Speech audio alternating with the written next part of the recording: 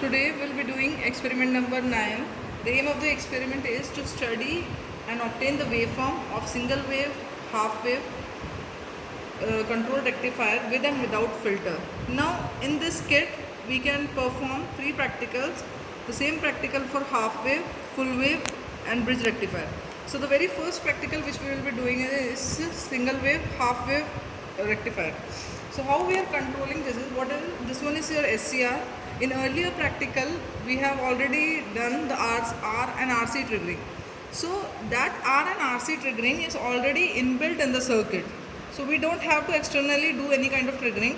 What we will be doing is we will be only making a bridge circuit, half wave bridge circuit by using SCR.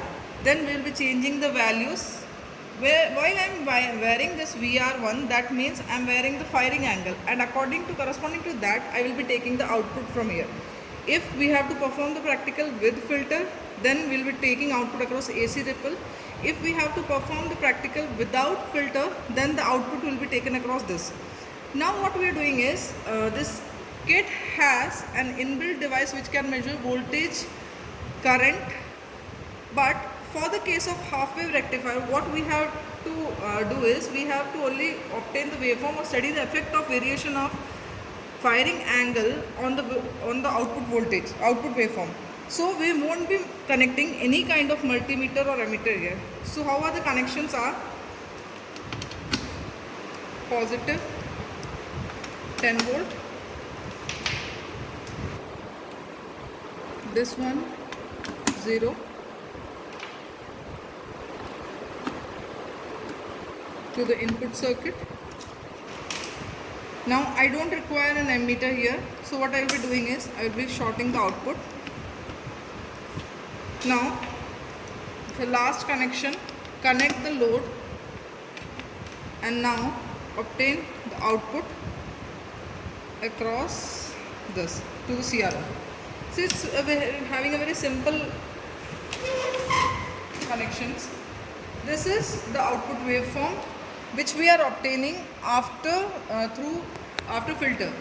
Now see, what I am doing is I am changing the value of VR1. VR1 is this variable resistor, this voltage drop across this. So what I am doing is I am changing the value of VR1, that means indirectly I am changing the firing angle. So correspondingly see the variation in this waveform.